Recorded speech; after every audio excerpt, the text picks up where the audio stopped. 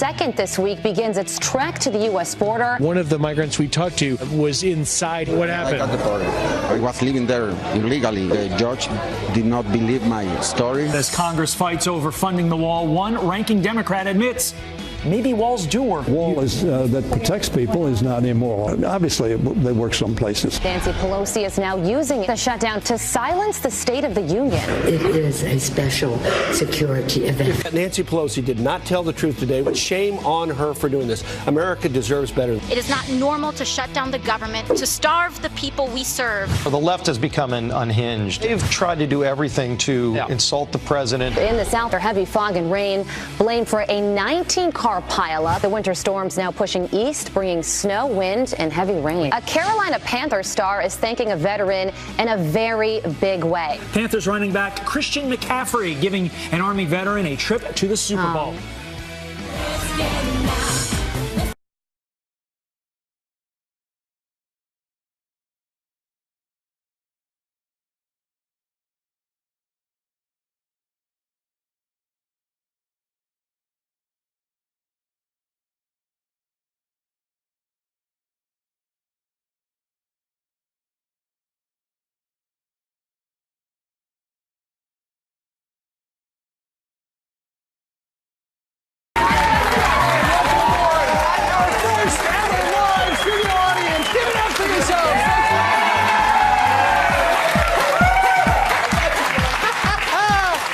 You know, we've been doing this show for over 20 years. This is the first time we've taken the show out to you. Over the last couple of years, we've done the diner shows where we take the program to you. Today, you're actually coming to us. A couple of weeks ago, we said who would like to come. All these folks filled out forms. They had no idea they would have to get up at 2 o'clock in the morning to be here. That's right. That's right. But let's be fair to Ainsley. 20 years ago, she was in 5th grade. All right. So. And I was telling Brian, I was like, gosh, if I were in a studio audience 20 years ago here at Fox and Friends, I would have been so excited. We love y'all. But this was a dream come true for all of us, and we know we're sitting here because of you guys, and you keep us employed, and you watch every day, and we can't thank you enough. And how many people are here just to see Regis? Let's be honest. Wrong show. Oh, sorry. Anyway, you will notice that there are some of our regular friends in the audience today. You've seen them on television before. They live in the New York City area. It's good to have them. Also, people from all over the country are with us because they wanted to watch us do the news. And so we're going to start the news. And once again, the big story, as it was yesterday, there is a caravan. It is currently Since moving. when? I didn't know about the caravans. It is currently moving through Central America. And yesterday, Honduran authorities arrested, actually, one of the organizers. His name was Juan Molina. And this time, they're actually checking credentials, and they're asking for papers, and they realize he had an outstanding warrant for rape.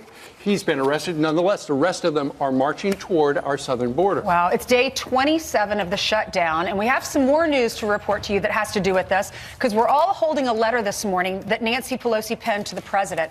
On January 3rd, as the Speaker of the House, she asked the president to speak for the State of the Union address. That's how it works. Right. Well, then she sent him a letter yesterday saying, you know what, because of this shutdown, I'm asking you to either submit your address in writing, not stand at the podium, or let's delay it. That's right. Well, how sincere is that? She's concerned about security, and she's concerned that something will happen. The only problem is she didn't ask the Secretary of Homeland Security about it. She didn't ask the Secret Service about it. She asked Benny Thompson, what do you think about security? By the way, it's already been done. It's already finished, and we have some experts in the audience to talk about it. Kirstjen Nielsen said this after she heard about the letter. The Department of Homeland Security and the U.S. Secret Service are fully prepared to support and secure the State of the Union. We thank the service for their mission focus and dedication and for all they do each day to secure the homeland. If it was a sincere concern for the Speaker, don't you think the chairman would have known about it? Well, and if there is a security problem at the U.S. Capitol, why are they running the government? They passed some bills yesterday.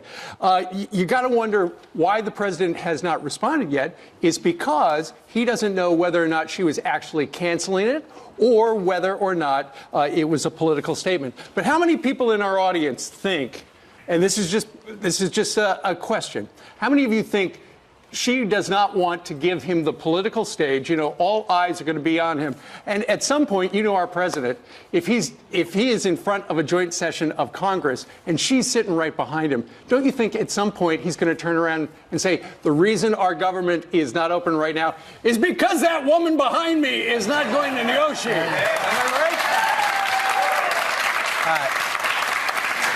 It does make people wonder why she's doing this. Is it really a security concern, or she doesn't want to give the president that opportunity to be on TV? Exactly, to be on TV and to point fingers at her because they're not willing to go to the table and come up with some sort of a plan. We don't like to impress you with big names. We'll try. Karl Rove actually is on our network. He was asked this very question last night. Here's what he said about this move.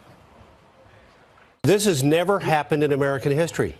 The House of Representatives, the Congress of the United States, has never refused an opportunity for the President of the United States, if they wanted to deliver the State of the Union address in person. Nancy Pelosi did not tell the truth today when she claimed that this was all because of national security. She did this because she is angry with the president. She wants to humiliate the president. She wants immediate and unconditional surrender, and this is her way to do it. Shame on her for doing this. America deserves better than this kind of politics. Right, and one of the other things that Democrats are apparently worried about is the fact that with the president having the stage, and for so many people suddenly to be caught up on the story, the Democrats may appear inflexible. And Donald Trump has made it clear, hey, I'm here to negotiate.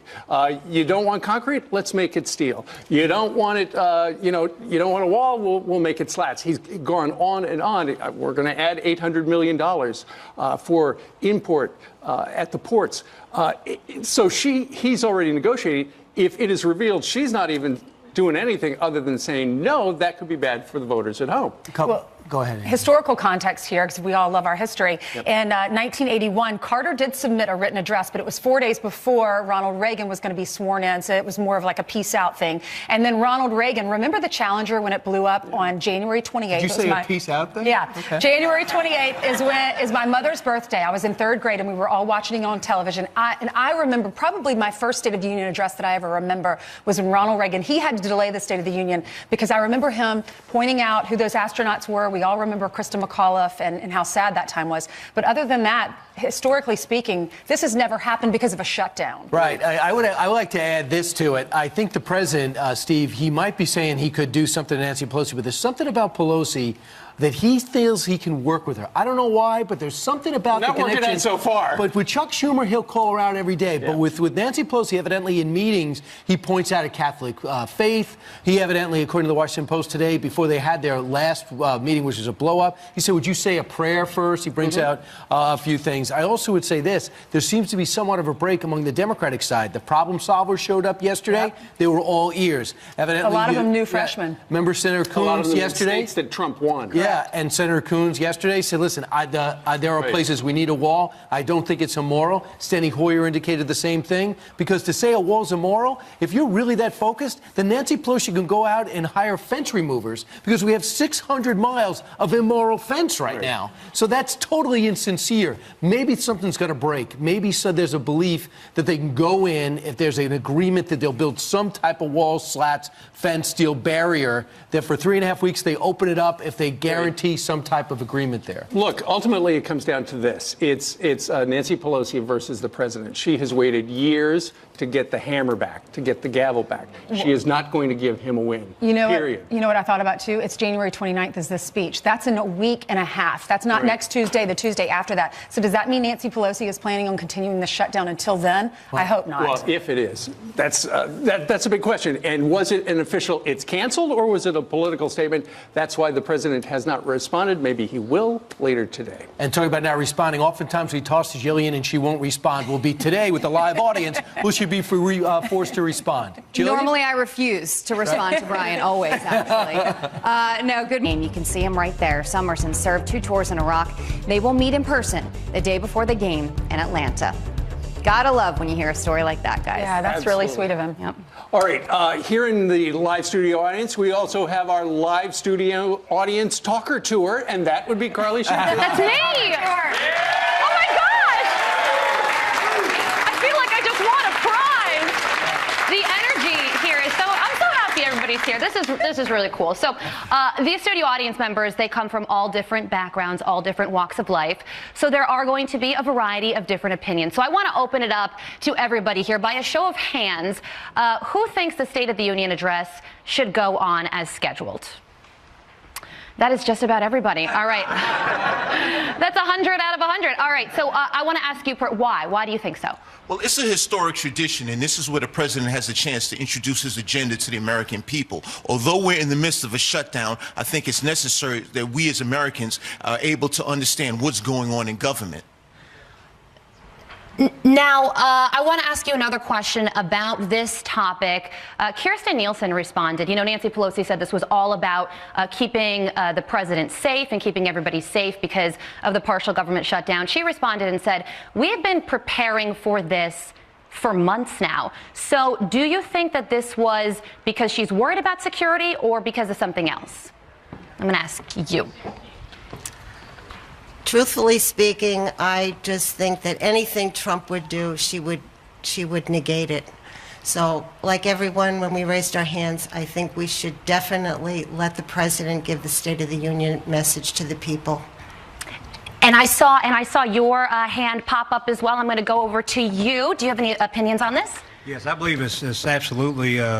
She's just afraid that the president's going to let everybody know exactly what's going on. He's bent over backwards to try to resolve the issue with them, and they won't budge. So I think she just didn't want America to see it. All right. I am so excited to have everybody here today. We're going to talk to you guys throughout the whole entire 3 hours. We're going to get everybody's opinion on all of these topics. So we have a lot more coming up.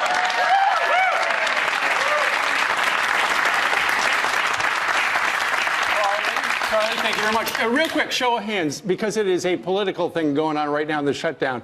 Who thinks Nancy Pelosi is winning the argument over the shutdown? Hands up. Who thinks Nancy Pelosi is winning? Okay, I don't think I have to ask the other side. Wow. Who thinks the president's winning this? All right.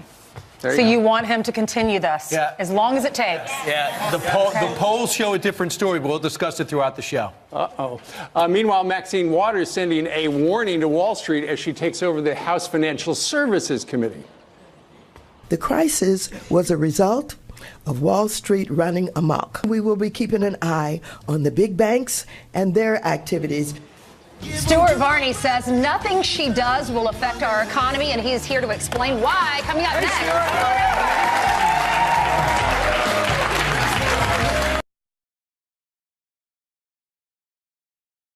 Maxine Waters, the new chairman of the House Financial Services Committee, outlining her agenda with a fresh new warning for bankers. The crisis was a result of Wall Street running amok. The committee will be paying close attention to whether financial regulators try to weaken these important reforms, and we will be keeping an eye on the big banks and their activities. So what does this mean for you and your family and for our economy? Here to weigh in on this is host of Varney and Company on the Fox Business Network, Stuart Varney. Hey, Stuart. We're going to want a studio audience next. I want this audience for my show today. Right. So she has the stern warning for Wall Street. What'd you make of her agenda? She wants revenge. She's come flat out with it and said, I want revenge. She says, I'm going to do to you, as in the banks, what you did to us. She's going to turn this committee, which she now chairs, into a court which is going to try and punish bankers. You're going to see a lot of hearings where bankers, leading bankers, will have to stand up, raise the right hand and take the oath. That's very bad PR for the banking industry, and Maxine Waters is doing that quite deliberately. She will harass the president. She'll go after Deutsche Bank, which financed some of the Trump organization's business. She'll go right after Deutsche Bank, try to expose and harass the president. She will call for new taxes on Wall Street. I think she's going to turn that committee into a kind of a sounding board to establish the Democrats' financial policies going into 2020. But I don't think she has any real power to affect the economy, because any new rules or suggestions that she has can be reversed by the Republican Senate and or vetoed by the president. Which is a lot of the people that were responsible for 2008 are retired, gone, or fishing somewhere. Where did she dust this speech off from? Well, she doesn't like the banks. She blames the banks for the crash 10 years ago. I think that's regurgitating old ground, frankly. But that's what she's going to do.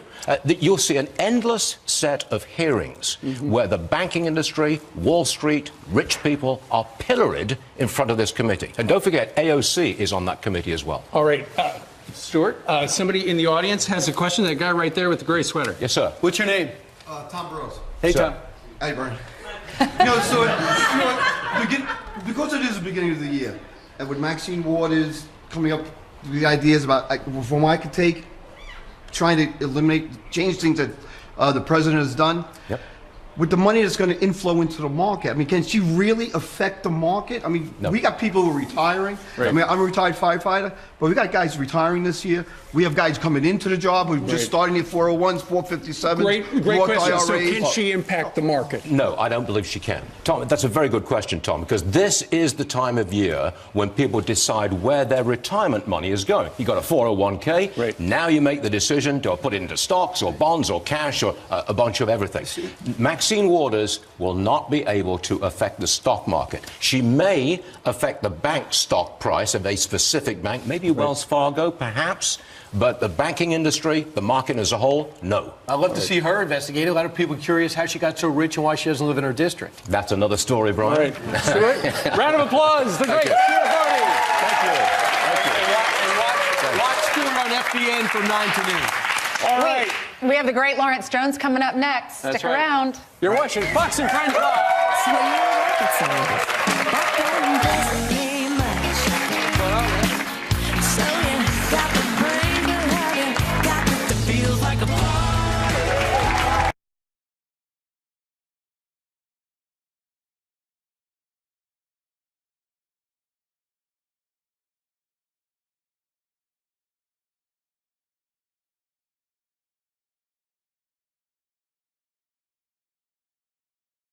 social media following with more than 2 million people following her on Twitter. Yeah, and there are other Democrats like Beto O'Rourke, Elizabeth Warren, and Kamala Harris. They've been trying to follow her lead this year, but so far they seem to be falling a little flat. In some cases. So today, Ocasio-Cortez will be leading a session on the Hill to help school her fellow Democrats on social media skills. That'll go over well. Is she really the best teacher? Here is Lawrence Jones, editor-in-chief of Campus Reform and Fox News contributor.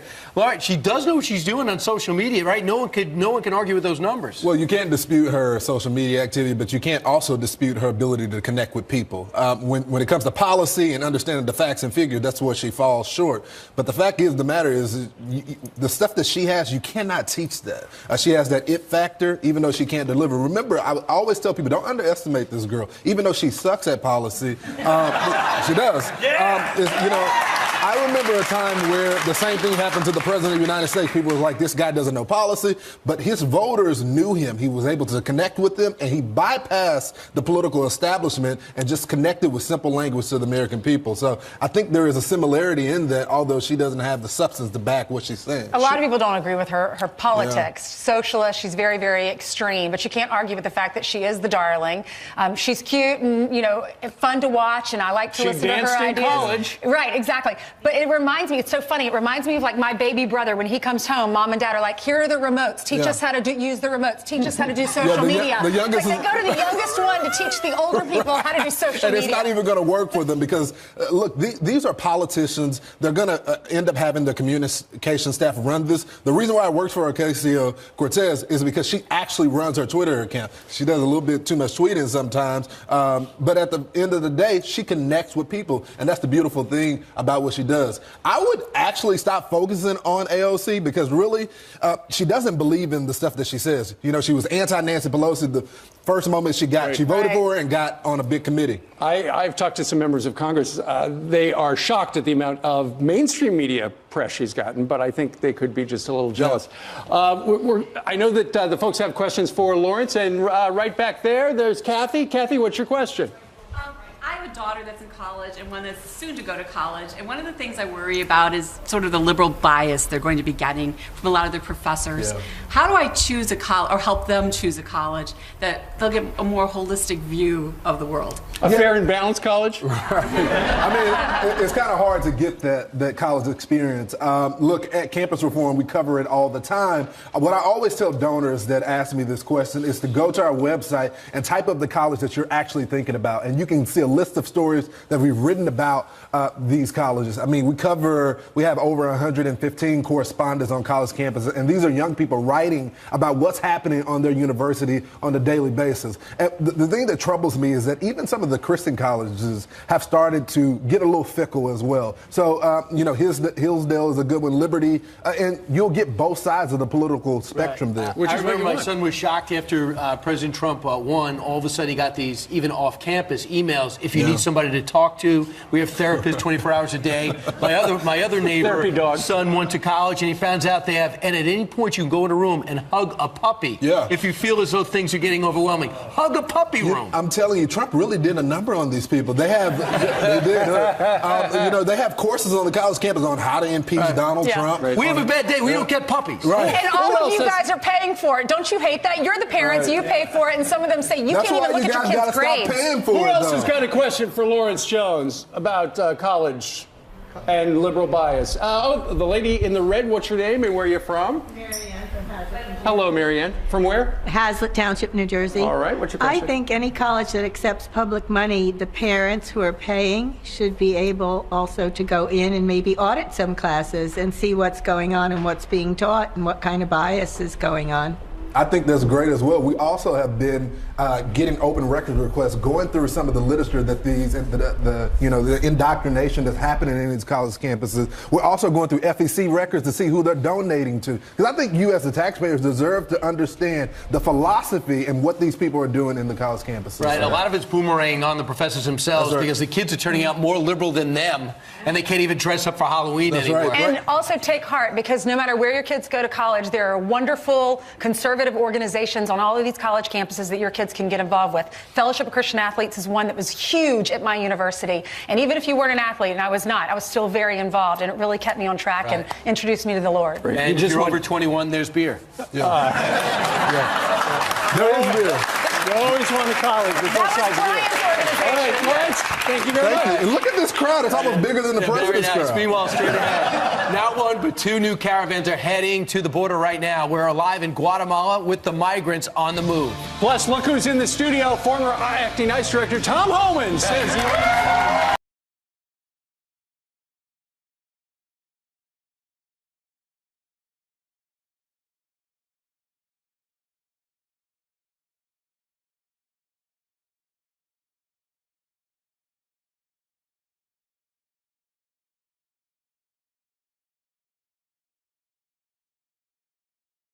This is why groups like this should not do this. We're going to show you from the back, families marching along unbelievable traffic. Now, this comes as we were in that shelter earlier yesterday and spoke to one of the migrants about his journey. His name is Marcio Caballero. Here's what he had to say. 2 years ago. Are you discouraged from trying to go because the border is harder to get across? I know it's harder now than before, but I gotta try it. I have to.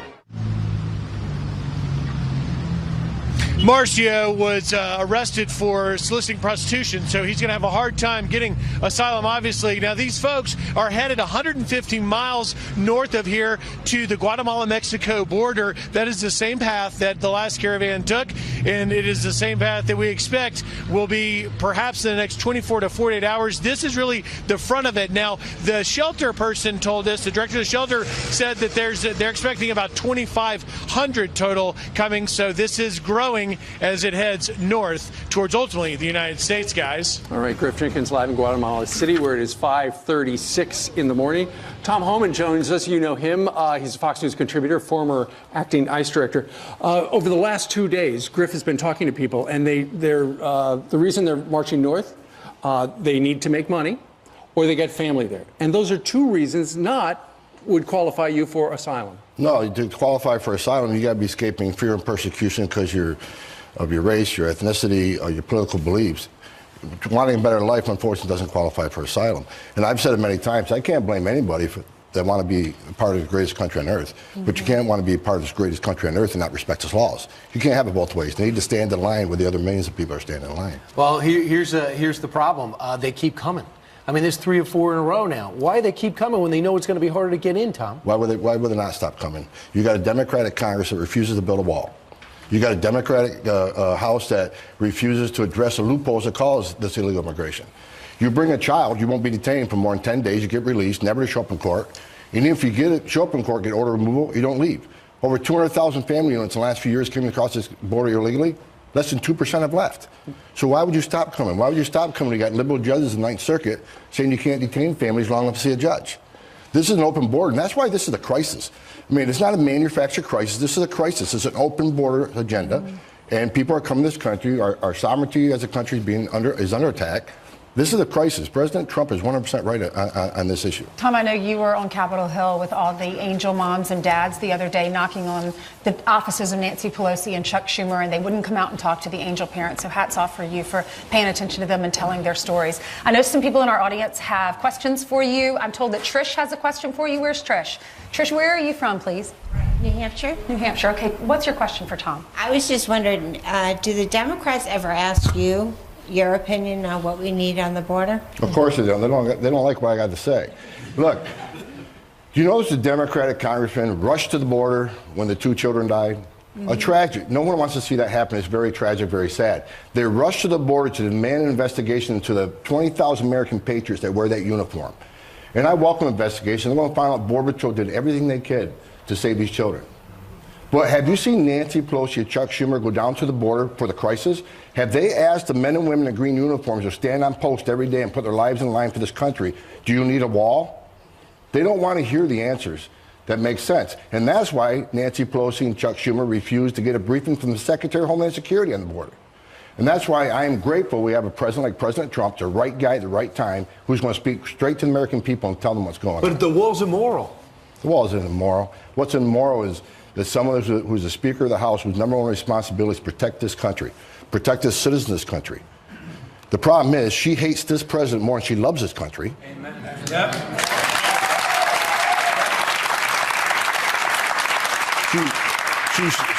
She certainly hates this president more than she takes her responsibility to protect this nation. All right, Jacqueline and Michael Rojas, where are you seated? Right over here. What's your question? Where are you from? I understand you have personally, your family has experienced gang violence. Yeah, we've had family members who have been assaulted by a number of different people, different types of gangs. We don't know exactly where they were from, if they were here illegally. But, you know, we constantly hear in the news that ICE is acting immorally, unethically, and violating laws. My question for you is, have any ICE agents ever been prosecuted for any of these crimes that are being levied against them by the media or by the Democrats? Look, of course, there's been incidents throughout history. There may be a few officers that stepped outside the line like any other law enforcement agency. But I can tell you, I commanded this agency of 20,000 American patriots. These are people who are out there right now with a gun strapped to the hip, putting their lives on the line. They're not even getting paid. These are men and women who are trying to protect this nation. And you talk about gang violence. Here's another fact that no one wants to talk about. Nancy Pelosi made a comment during her rebuttal address that families aren't a threat to this country. Well, let me tell you something. When we came to New York City and Long Island, we did Operation Matador. We targeted MS-13 members. We arrested several hundred MS-13 members.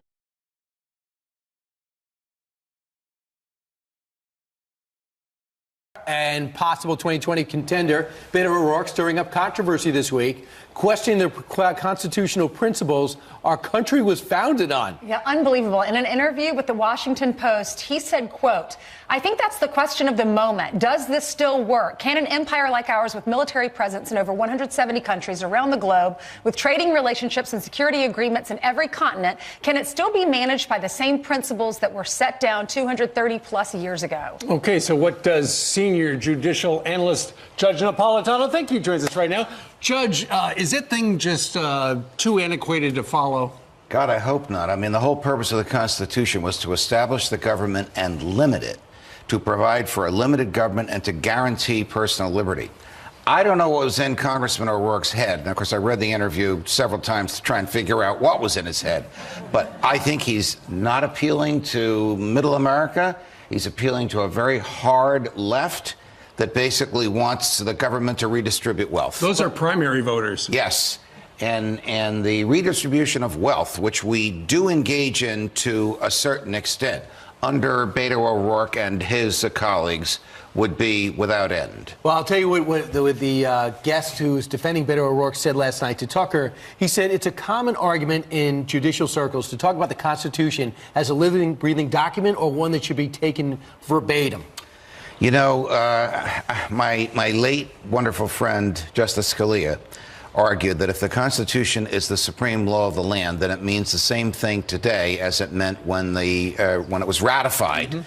And we should look to the original understanding of the Constitution, because if the Constitution changes with the times, then it is not the supreme law of the land. The political winds become the supreme law of the land. Judge, let's ask some of our audience members. How many of you think the Constitution is still relevant? Raise your hand. Okay. Who thinks it's time to just start from scratch? Yeah, let's do that. Hey, God have mercy if we started from scratch. I'll write the new Federalist Papers. Back off. Where's Michelle? Michelle, right back there in the second row. Michelle, you used to be with the IRS, right? Well, I am still with the You IRS, are, okay. but I'm currently furloughed. Okay. And my question is, there are so many employees that are either working through the shutdown or have just recently been called back as of yesterday, but there's no end to when this is going to go on. They don't know when they're getting paid.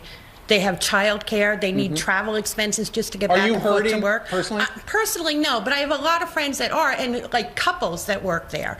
Okay. Is there any recourse that they have? How long can they let this go on without I these people don't know getting how paid? long it can go on, but it's a lot worse than we think it is. My colleagues on the bench are telling me that FBI agents can't get into courtrooms to testify because their credit cards don't work and they can't get gas into their cars, and U.S. Marshals can't even get prisoners into courtroom for their own hearings. So people are being held in jail without hearings to which they have an absolute right, because the government can't physically get them from the jail to the courthouse. Can I ask Michelle a question? What are your employee friends saying? How are they paying their bills? Because most Americans do live paycheck to paycheck. Well, a lot of people have taken withdrawals out on their annuities to get them through this. And a lot of people are just borrowing from friends, doing whatever they can in hopes that this is going to end quickly. And when you go with your credit cards, you pay interest, and you pay interest, you're not going to get that back when the paycheck comes in. So, and this is not insurmountable. They got to get this thing done. Michelle, thanks so much for coming. We're all thinking about If your credit rating is damaged, your national security clearance could be damaged. Oh, wow. All right, Judge. Thank you very much. You're welcome. We're going to step aside. Ed Henry in the House next. As Acting Defense Secretary Patrick Shanahan issued his condolences, but would not say how the attack would impact the withdrawal. Allow me to extend on behalf